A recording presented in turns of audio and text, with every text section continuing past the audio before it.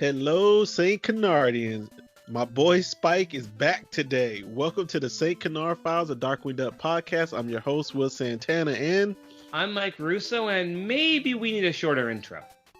Short intro kind of goes with the episode, Mike. Sure does. Yeah, man. How's it going, Mike? It's going really good. I finally finished marathoning Dinosaurs a few days ago. Those who haven't seen it yet, prepare for the really depressing series finale. That stuff is dark, man. But now I'm starting the Muppet Show, finally. Okay. Well, Mike, I did take your advice. I gave the Dinosaurs a try. I'm not deep into it yet. I think I only watched like 5 or 6 episodes. I will say I think the storyline, the plots have aged very, very well. They absolutely have. A lot of that stuff is still relevant. It needs an upgrade though on the video and the audio though. It really does. Yeah, well, that's not a shock. Yeah, it needs a remaster. That the video and audio, I thought it was really poor, man. It's probably never going to get a remaster though. I think this is the best it's going to get. There's not a huge fan base for there, is it?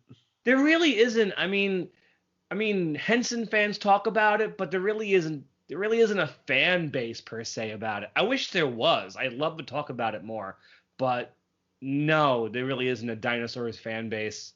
Yeah, I saw you had mentioned you were interested in doing a podcast for it, but then you mentioned that like there's no fan base for it. And like what kind of a podcast is it if no one's listening? You're pretty much talking to yourself. Which is a shame because it's a show that deserves to be talked about, especially with all of those great relevant themes it's still got. It could be a really adult show at times. Yeah, and then after you mentioned it, I saw AVGN did a video about it, and he seemed to praise. Yeah, he did. Mm-hmm. But let's talk really quick about the bigger show, the Muppets, man. Are you excited that it's on Disney Plus? It's so great to have the Muppet Show on Disney Plus. I'm so happy it's finally there, especially because seasons 4 and 5 were never released on DVD, so I can finally watch those. Mm-hmm. Of course, anybody who is paying attention does know that there are a couple of episodes that aren't there. A few songs have been cut out for music clearance issues, and that's been making a lot of news lately. Cancel culture has come for the Muppets, blah, blah, blah, blah. But I don't care. I'm happy it's there. And I haven't gotten very far, just a couple of episodes in, because my daughter really seems to want to watch it with me, and she loves Fozzie. So I might wait it out and just watch it with her. That's going to take longer than marathoning it, but I think I want to do that. I'm not sure, though, yet. But I'm just happy it's there.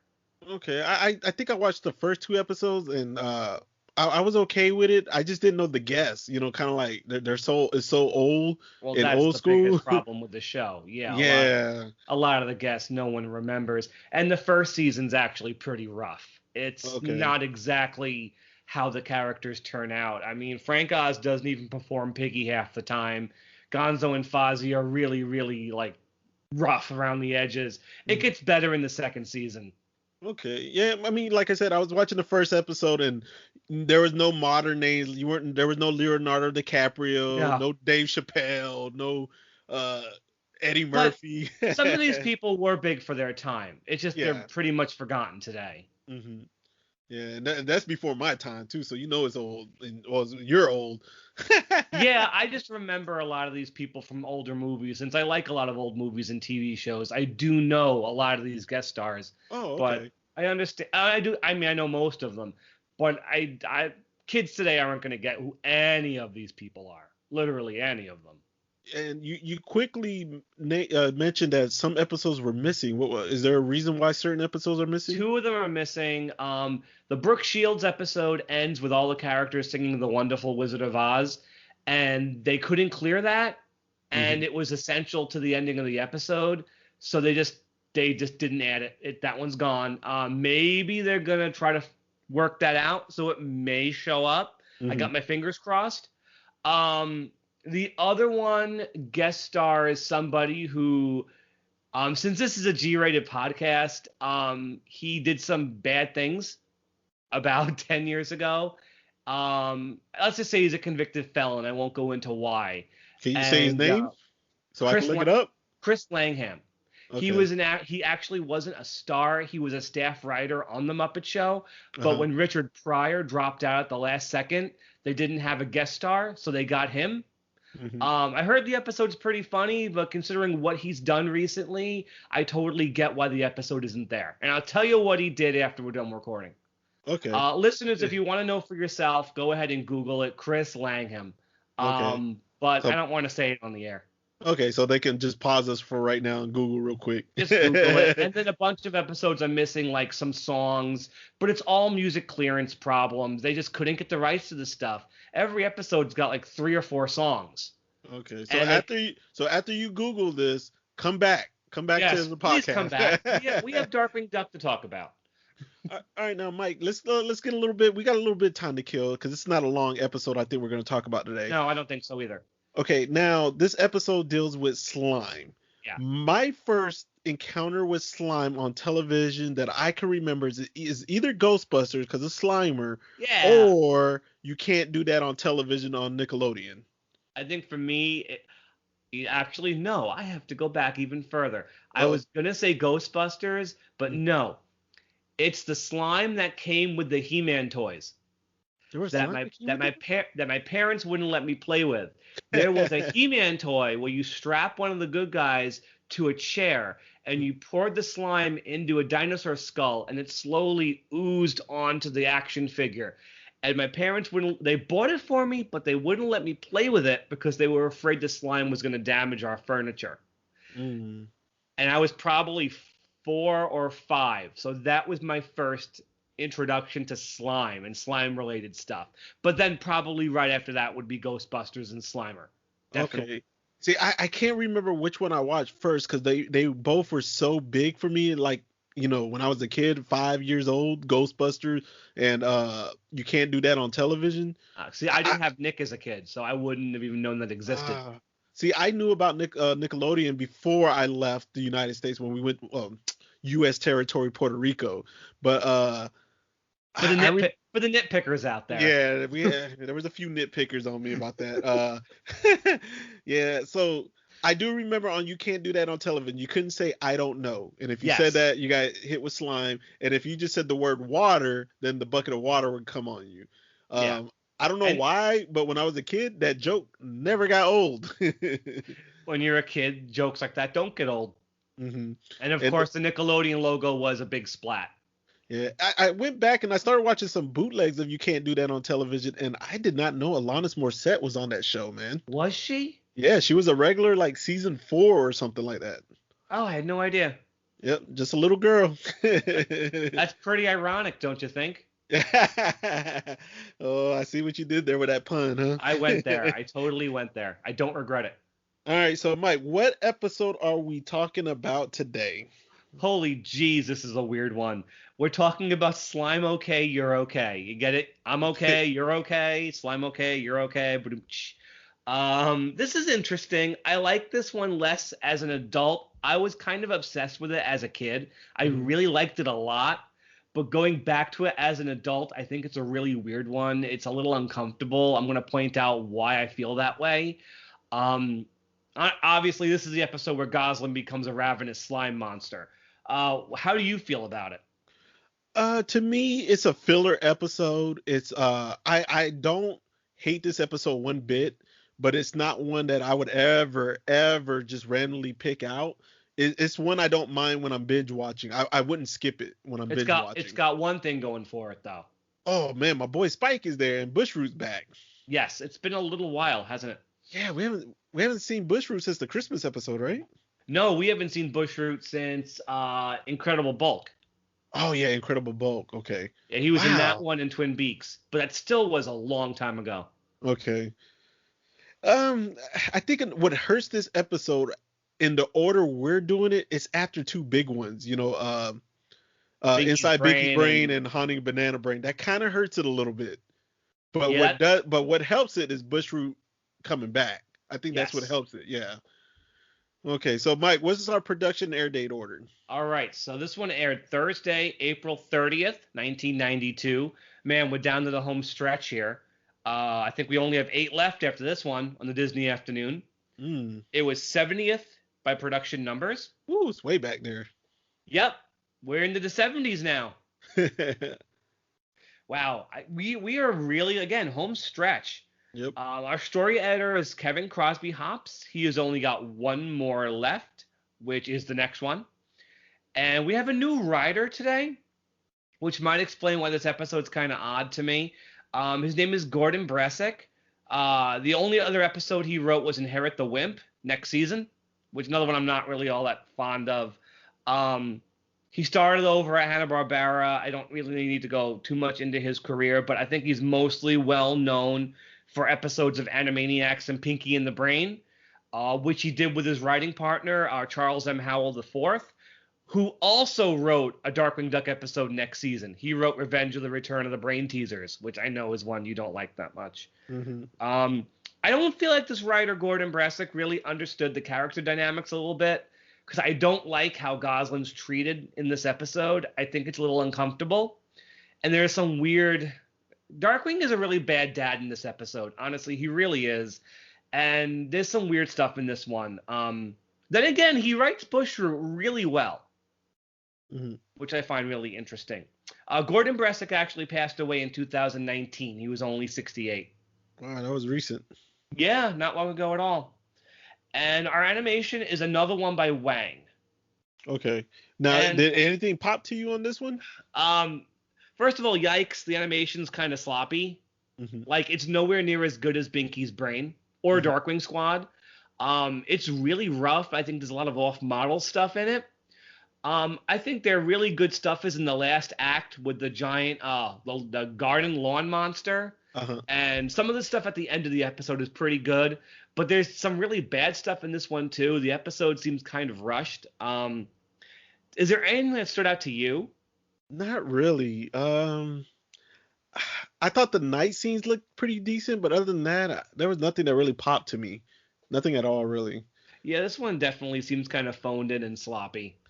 Yeah. Is there any new voice actors on this episode? I didn't really catch anything. Nobody knew, but there's one you'll be excited about when I get to her. Okay. Oh, it's a her. Yes. Okay. But yeah, you'll have to wait it out. All right. So let's jump into this plot. Start us off, Will. All right. We got somebody narrating, and it's not Darkwing this time. We got Drake narrating, and but you think it's Darkwing. Yeah, you definitely think it's Darkwing, but it's Drake, and he's playing a game of Monopoly. Of course, it's technically not Monopoly because it's licensed, but no, it's Monopoly. But he does sneak in the Darkwing entrance line. He says, "I am the fingernail that scrapes the blackboard of your soul." He does get a little entrance line there. But you're right. It's Drake. He's at home. They're playing, I don't know what you would say, Duckopoly maybe? Duckopoly. Duckopoly. Well, he thinks he landed on Mallard Gardens. He calls it Mallard Gardens. He wants 2 hotels on it. But he doesn't own it. Gosalyn does. Yeah. Have you ever played Monopoly? Yeah, plenty of times. Just checking. I mean, it's not a game everybody likes to play because it's, it can last a long time and it involves, money and real estate. Mm-hmm. I'm not good at it, but I played it. Yeah, I'm not a fan of it. I don't know. When we play it, it seems like it goes by pretty quick. Everybody starts buying the houses, the properties, and the hotels, and like people start getting bankrupt pretty quick, man. I played some pretty long games of Monopoly myself. So yeah, Drake's not doing too good at it. Gosalyn's winning. She has a whole pile of money behind her. So apparently they've been playing board games all night, and he's lost every single one. Yeah. And then he has one game he wants to challenge her because he thinks she can't speak that language. Swahili? Swahili edition of Trivial Trilogy or something like that. Obviously, I think it's Trivial Pursuit. It's the Swahili edition, and she goes upstairs to get it, and she seems very, very nervous and on edge about him going up to her room. Why is that? Because Launchpad is doing her chores and her homework. She's totally using him. Yep. This episode's really pushing a message here about not using friends. Like right up front, this episode's really pushing the moral about friendship. Yeah. I mean, all through the episode, like characters are treating each other badly. They want to have friends, blah blah blah. So this episode's really pushing that lesson. Yeah. And then Drake comes in on the room, Yeah, and he walks in on them, and he's about to ground her because he finds out that she's using Launchpad. and he lays out the lesson. Friendship is a two-way street. You don't use friends, you help them. Hmm. And then an alarm goes off. We're introduced to a new piece of Darkwing tech. Yeah. It's called the DRAT, which stands for the Darkwing Remote Alarm Terminal. This is embedded in the living room wall, and whenever there's a crime, an alarm goes off, and the machine alerts him to a crime in St. Canard. The only problem is it doesn't tell him where it is. No, he had to actually get the old school boombox and listen to the radio to find out where it was. And I like this joke, though. The button to activate the machine to shut the alarm off is behind a picture of Darkwing and Gosalyn with their fingers in their ears. So yeah, he has to use a boombox to find out where the crime is, because this machine's useless to him. Yeah. Well, Gosalyn wants to go. She wants to go on this mission with Drake, but she's grounded. He tells her she can't go. Nope. So yeah, they leave in the easy chairs, and she starts up the stairs, and she remembers the lesson: friendship is a two-way street. And she realizes the street Darkwing and Launchpad are going to, hey, it's a two-way street, and they're friends, so she should help them. Yeah, she found like a loophole. Yeah. I don't know if you noticed when she shouts, "Hey, that means I should help them." Kristen Cavanaugh sounds exactly like Chucky from Rugrats. Oh, for real? Yeah. I didn't catch it. Exactly. To me, she's always kind of does sound like him. A little bit, right? Yeah. Just not as nasally. Mm-hmm. Okay, yeah. so. Oh yeah, we get a transition scene. We get the Bushroot. And by the way, speaking of Bushroot, don't you love that music that's playing? I didn't notice it. It's music that was written for Bushroot in Beauty and the Beat as he was getting ready for his date, and they're playing it here. And I don't know if it's something Philip Giffen wrote, because remember, I don't think he wrote that one, but it's definitely his theme music. I love it. I didn't know if you caught it or not, but I think it's really good stuff. I did not catch it. But who comes back in this episode? Spike. Spike is back. He's still tiny, though. Not for long. Yeah, and Bushroot's working on a formula. Now, correct me if I'm wrong, Mike. It was the IQ2U. You got it. Okay. Yeah, so he's working on that formula for it. He mentioned it would mutate a plant and give it intelligence, right? Yes. It's also the most powerful growth hormone in the world, or something like that, he says. And Spike drinks it and returns to his normal size. Well, Spike didn't drink it. Spike drank the plasma, right? Yeah. Oh, I'm sorry. Yeah, it's the ingredients for the IQ2U. Yeah, plutonium plant plasma. He says it is. Yeah, he drank that. He grew huge. Yeah. Bushroot takes a look at him, screams, and then shrugs. Like, Audrey too. Audrey too. Very much Audrey too. Yeah. But Spike's original size again from Beauty and the Beat, and Bushroot decides to start cackling madly. There's only one thing left to do: cackle madly. And then Darkwing shows up. Yeah, we get an entrance, right? I am the spinach that sticks to your teeth. I am Darkwing, Ducktales, where'd everyone go? Yeah, they're hiding, but they're not really hiding good. They look like they were playing like statue plants or something. Well, yeah, Darkwing notices them because Spike's so big now he can't hide with them. And then it's some time for some tree action. A little tree action. Little trees come hopping into the arboretum and start biting Darkwing's feet. Yeah, and a little bit of that formula spills. Yeah, as Darkwing is fighting with Bushroot, they spill some formula. Yes. Yes. So, along comes Gosalyn trying to help out. Yeah, but she was on a skateboard and she tripped on the skateboard, right? Yes, she hit a patch of cement that was cracked and she falls. Yeah, and her butt hits the formula that spilled. Yep, like a little splash of it. Yeah. Gets stuck to her butt. Yeah, nobody realizes it though. She accidentally rescues Bushroot. Bushroot leaves with Spike. And Gosalyn's like, I'm just trying to help a friend. And Darkwing's like, I am not your friend. I'm your father. Yeah. And Bushroot They leave. Bushroot, he left, but he thanked Gosalyn on his way out while he was getting rescued with Spike. He Yup. thanked her. And then when Bushroot gets a moment, he pours the formula onto a hedge. Yeah, some bush hedges. Yep. Yep, it turns into Bushroot's brand new friend, a giant slimy hedge monster called Hedgie.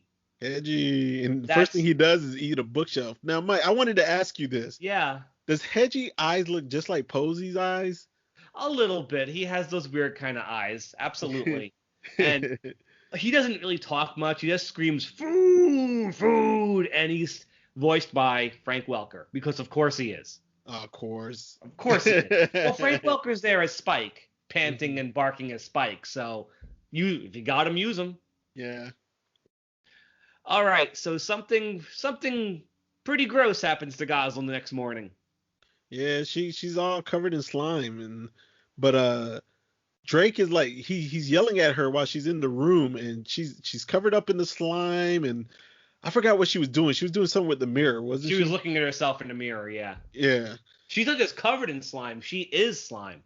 Yeah, but she tells him she's got to go to school, and he's like, "You're not going." No, not like that. I'm gonna tell them you're a slimy blob of algae. And he goes, on second thought, I'll tell him you have bubonic plague. It's a lot more believable. Yeah. And so, he starts analyzing her a little bit, and he's catching on. She's eating plants now. She's basically eating everything. yeah, the formula gives you a really crazy appetite, so she's just eating everything. Mm-hmm. It's kind of like, I guess, like a side effect or something. Yeah, definitely. Like Hedgie eats everything too. So they experiment on her. They attempt to separate her slime molecules and her duck molecules. That doesn't work. She Instead, multiplied. Yeah, a bunch of tiny goslings jumping around screaming, yippee, yahoo! It's actually pretty adorable, all these tiny goslings jumping everywhere. Yeah, and then he puts her back together, and the crime monitor goes off again. Yeah, so they head back to the house, and once again, they don't know where the crime is being committed because the machine is totally useless. This time, Darkwing tries to figure it out scientifically, and it takes him literally all night. Yeah, and then the evening paper arrives. And the evening paper says Plant Duck invade St. Canard Nursery, and Launchpad starts to cry. Oh, those poor babies. Darkwing lets them know it's not that kind of nursery. No. So they know it's Bushroot, they know where to go, and they take Gosalyn with them because she's eating all the furniture. Mm-hmm. And if you watch Gosalyn, she starts the morning, she has legs. The problem with this formula, as we're going to see, is she's going to de-evolve. Mm-hmm. And by the time they get her out of the house, she has no legs anymore. Mm. Yeah. So it gives you a visual hint that this isn't good. Whatever happened to her is bad news. Yeah. And then we get a cutscene, and Bushroot, he's looking for Hedgie. Yeah, he's calling out to Hedgie. Yeah. Here, Hedgie, Hedgie, Hedgie. And Darkwing, he's like, yoo-hoo! And Darkwing sneaks up behind him. Yoo-hoo to you too! And Bushroot goes, Hedgie's voice is developing a familiar tone. How odd. And then, yeah, go ahead, Mike. He sicks Hedgie on them. Yeah, he sicks them on them, and Hedgie pins them on the wall. DW pulls out the clippers. Yeah. The hedge clippers, yeah. But then we get an entrance. I am the slime that slurps in the night. I am the wad of gum that sticks on the heel of crime. I am Yucky Duck. And who's Yucky Duck? It's Gosalyn, of course. But her entrance is so long that Hedgie leaves, and Bushroot goes with him. Mm-hmm. And all of a sudden, Darkwing Launch I don't see, but Hedgie melts into a pile of slime. Yeah, he's done. He's done. He didn't last very long. Bushroot's like, I'm not one to talk, but you don't look so good. Again, it gives us an indication of something that's going to happen to Gosalyn. This formula is really unstable. Yeah. So this is where Darkwing becomes the world's worst dad. He decides to start using her. Yeah. And when she gets excited to help, she goes to hug him, and he pushes her away. Mm-hmm. Which is really mean. Yeah, and then he puts her to search for Bushroot through the sewers. Yeah, it's like she's excited to help, but he's making her search the sewers. Yeah. And it's like, it's kind of cruel. Yeah, and she stopped somewhere to get something to eat while she's searching the sewers. Was that Hamburger Hippo? Yes, it was. Okay. Hamburger Hippo. Yeah, she was there. She scared all the customers out of there. She ate everything up, and then Darkwing shows up. And then Launchpad eats some of the fries, and they have slime all over them, but he doesn't care. Yeah, she 'Cause she doesn't want to help anymore though. She says that, No, yeah, yeah. it's ridiculous what he's asking her to do. And then she's like, I just want to be your daughter. And he tells her that she's a tool in the utility belt of justice. He calls her a tool. Yeah. Like, that's just mean. And like Darkwing he's not getting the world's best dad award today. He's definitely not acting like this. And he's like, and she leaves. She actually bails on him. Mm-hmm. And when he asks, was it something I said? Like Launchpad, I love it when Launchpad just tells it like it is. I really do. Launchpad says, well, you said you'd rather have a superpowered slime creature than a daughter. Mm-hmm. And he realizes he really screwed up. Yeah. But it doesn't matter now because Gosalyn's miserable. Yeah, she walks into an alley now and She's lost. yeah, she's lost. She's pouting about it, and she just says she wants to be friends, with her dad. She wants him back, and she doesn't have any friends. But then a villain pops up in the top of the alley. Yeah, Bushroot and Spike show up. They followed her there, and Bushroot just wants a friend. Like that's his only goal at this point in the series. All he wants is a friend. He sees her as a possible friend. She's vegetable matter. He sees her as a friend, and even Bushroot's not going to win any good friend awards because when he says a friend's always there for you, Spike hugs him and he pushes Spike away. Yeah. Like Darkwing and Bushroot are meant for each other. But him and Gosalyn go off because Gosalyn realizes, this is the best she can do at this point. Yeah, they're both plants, kind of. That's it. She goes, I don't think so. You're half plant and I'm half plant too, sort of. Okay. Yeah. And they go off together. And then Darkwing's back at headquarters, and he actually found a cure for her. Yeah, he found a cure, but he admits it's probably too late. He shows Launchpad the 4 stages of what IQ2U can do by pouring it on a dandelion. Mm-hmm. Or is it dandelion, right? It's a dandelion, yeah. So he says it has 4 stages. It's got intelligence, so the dandelion puts on some reading glasses and reads a book. Indigestion, it gets a stomachache and it burps. Insanity, it goes crazy and eats his hat. And then in a puddle, it melts into a puddle. So we know now what's going to happen to Gosalyn for sure if Darkwing doesn't do something. But I do like that. I do think that's funny. Intelligence, indigestion, insanity, and in a puddle. That's very clever. Yeah.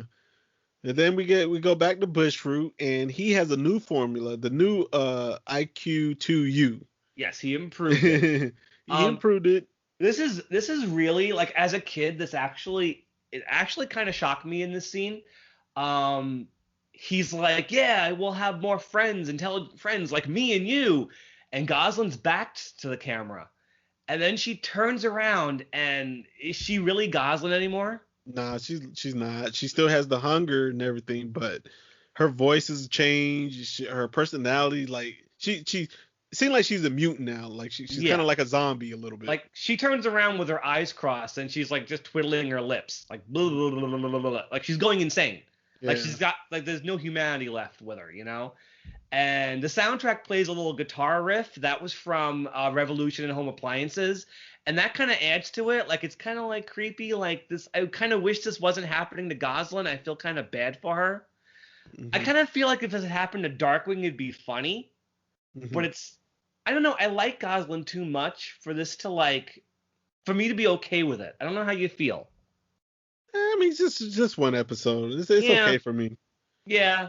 But I get it. I get it. I get why you feel that way too, though. So what I think is really weird though is she's too far gone for even Bushroot at this point. She's not going to make a good friend for him. She even tries to eat him. Yeah. So he sucks her up into a machine and he tells her, "I like you so much, I'm going to cultivate you." And it's like, I don't know, is it me or did that sound really creepy? It did sound creepy. Bushroot the creeper. And then, now we got Darkwing again. He's on the rat catcher, and he's able to find them because of Gosalyn's slime trail. Yeah, using infrared goggles, but he can't see red lights and drives into a truck. I think that scene was just there for jokes, though. It didn't kind of fit the story, but to put the infrared on there, But it would explain how Darkwing found her. Yeah. So for the rest of the episode, pretty much starting now, I think the animation is pretty good. Like it gets really, really good in this next scene. Hmm. I don't have much to say about the animation other than it's kind of sloppy through most of the episode. But I like it here in this next scene. Darkwing shows up, takes the IQTU away from Bushroot, and he's like, "My formula!" And Darkwing sticks his tongue out at him, and then Bushroot strangles him with his vines. Yeah. And then Spike ends up with the formula. Yes, he gets it and runs outside with it. Yeah, and Spike, they always give him that dog personality, so he runs out in the middle of the lawn and he buries it. Mm-hmm. Yeah, he buries it in the lawn. And what happens to the lawn? It mutates. Yes. It's like a long patch of lawn, kind of like a snake, with a face. It's got two eyes and like big lips. It's like a woman. The lawn is voiced by Victoria Carroll. Come on, Will, who's that? I don't know. Whose wife is that? Victoria Carroll? Is that Michael Bell's? Yes. Ah, okay. Remember, she was Dr. Brute from Apes of Wrath, way back when. Okay. Yeah, so she's doing why don't you come up and see me sometime? That's Mae West, and then she goes, I want to be alone. And that's Greta Garbo, very famous actresses from the 30s and 40s. She's doing these impressions. And she's attacking them, and Darkwing realizes he has to work together with Bushroot. Mm-hmm. Victoria Carroll. Man, she never got to do an episode with Michael Bell, man. No, she's in only one more episode, but he isn't in that one either. Okay. All right, get back. My bad. And so Bushroot's excited. He wants to work with Darkwing because at this point he's just so desperate for a friend. Yeah. He'll even take Darkwing as a friend. Launchpad, meanwhile, is trying to free Gosalyn. How's that going? Not going too good. He gets sucked into that same machine. Yeah, so they're both stuck in there. How does Darkwing defeat the lawn monster? He brings a pack of sheep. Is it a pack? Group? Yeah, a flock of sheep. Yeah. it ain't little Bo Peep. Yeah, so the sheep eat the lawn. Of course, we don't really see it though, do we? No, they're munching on it really quick, and she's like, "Ow, ow!" But that's about it. She's probably still alive. They don't actually defeat her. Yeah. They go inside, and Darkwing doesn't know what to do. He tries to kick open the machine they're trapped in, but he can't do it. Yeah. But then what does Bushroot do? He helps. He just hits the switch. He does. He helps them. This is my favorite part of the episode. It always makes me laugh. Like Darkwing thanks Bushroot, and Bushroot like starts wallowing in self-pity about how he shouldn't have had any friends anyway, and he's crying. And so Darkwing decides to let him escape. Yeah, but like, Bushroot don't want to escape. He doesn't want to go anywhere. Like when Darkwing tries to he goes, "Don't think I'm going to turn my back while you escape." And he looks, and Bushroot's just standing there with this big smile on his face. Yeah, so then, Darkwing's got to nudge him, like, get the heck out of here, man. Yeah, Am's great. Hasta la vista, Bushy. And Bushroot leaves, Spike goes with him. And Darkwing and Launchpad, they kind of pointed out, all Bushroot wants is a friend. And Darkwing points out, all this time he already had one. But Bushroot doesn't realize it, He never realizes Spike is there for him. Yeah. And then we get a cut scene, and the cure worked. Yeah, what's the cure? A bath. Okay, is it? I mean, do you buy that as an ending? No, they should have stuck with the regular cure, in my opinion. They should have. I don't know. I don't know how a bath would fix anything. Yeah. Kind of a dumb ending. But whatever. We end with Darkwing giving Gosalyn a bath, and that's the ending. She says it's worse than being a slime monster. Mm-hmm. I don't know. Okay. Yeah. Kind of a dull ending. It's all right. I don't love it, but it is what it is. But it's great to have a good Bushroot episode. This is the last time. I mean, we have a couple more Bushroot ones coming up, but this is the last time it's like a standard Bushroot episode. Okay. It's the last one with Spike. Yeah, so it's the last time you can see Bushroot in the greenhouse conducting experiments, wanting a friend. The next two Bushroot episodes are one's with the Fearsome Five, and the other one is a completely non-canon episode. So, Yeah, so we got some more Bushroot, but this is the last time we're gonna get him like this. Okay. Yeah. All right. So let's get into some scores, Mike. Oh, by the way, do you think this episode, in that case, thinking about it, do you think this episode redeems Bushroot? It's okay. I'm Like, okay with it. do you think like this is kind of a character arc? Like Darkwing let him go, and now Bushroot's gonna maybe go straight, or like, Yeah, I could kind of see that. I mean, like they've been teaming up together at the end of the episodes a few times, with Twin Beaks and stuff. I feel like if they kept making Bushroot episodes, they probably would have reformed him. Do you think they Oh, would have gone that direction? I don't think so, but I think they would have kept it this way though, like where they would have been kind of teaming up and getting away and stuff like that. Well, I think They did it in the Boom comics. Have you gotten that far yet? No, the Joe Books comics. Have you no, gotten that far no, yet? I haven't got the Joe books yet. Ah, you have to read those. Okay. Okay, so ratings. Yeah. I'm gonna go like firmly middle of the road. I'm gonna give it a 2.5 because Okay. I think the Bushroot stuff is fun and I love seeing Spike. Hmm. But I think like the sloppy animation and the fact that I don't really like the Gosalyn stuff, Okay. it drags it down for me. So it's kind of just half and half. I'll just give it a 2.5. How about you? I'm gonna give it a 2. It's Oh, not okay. bad. Yeah, it's not bad. It's decent to me. I like Bushroot in the episode, of course. I love Spike. I didn't care for Hedgie. I didn't care for the lawn And too much. we don't see Uh, Hedgie enough for him to even make an impression. yeah, I really didn't care for all of Darkwing's gadgets either. That monitor The thing, and Drat, yeah. yeah, the thing that separated Gosalyn into many little Gosalyn. I didn't care for that either. Launchpad is okay in this episode. Gosalyn's okay. The mean thing kind of brings it down a little bit for me. Darkwing being so mean to her. Yeah. Uh, but it's like I said earlier, it's not a bad episode. It's one, if I'm binge watching the whole series, I wouldn't skip it. No, of course not. But if I'm like just randomly like, hey, I want to watch Darkwing today, I would never pick this episode ever. Even when it comes to Bushroot episodes, this wouldn't be Yeah, when I'd turn on. yeah. So yeah, I'm gonna. I like my 2 score for it. That's great. That's fine. Okay. And we don't have a villain to rate this time, do we?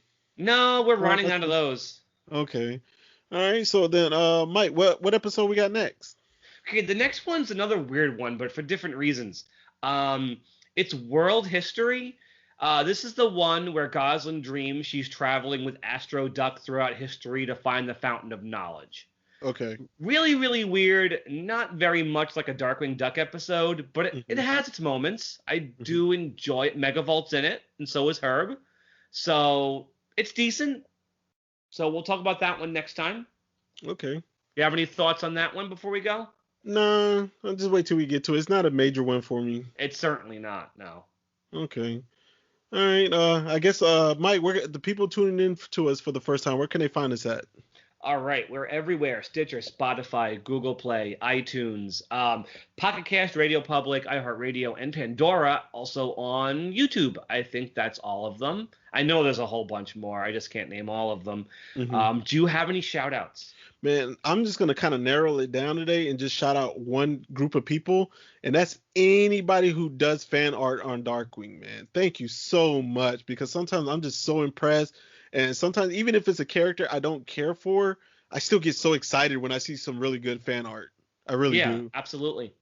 Yeah, man. So that's who my shout out to is today, Mike. To all the people who do fan art. Oh, by the way, this one's dropping a week before the series finale of Ducktales. Oh, really? Yes.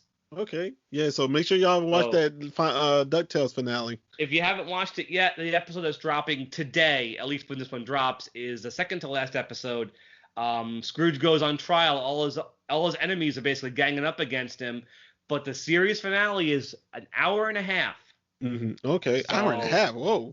it's basically 3 episodes. Okay. So it's okay. Yeah, So for on its premiere, it'll be an hour and a half, but when it gets syndicated, it'll probably be broken up into they're 3. probably going to break it up into 3. I know for sure, based on the photo I've seen, that one of the upcoming episodes has Gosalyn in it. Okay.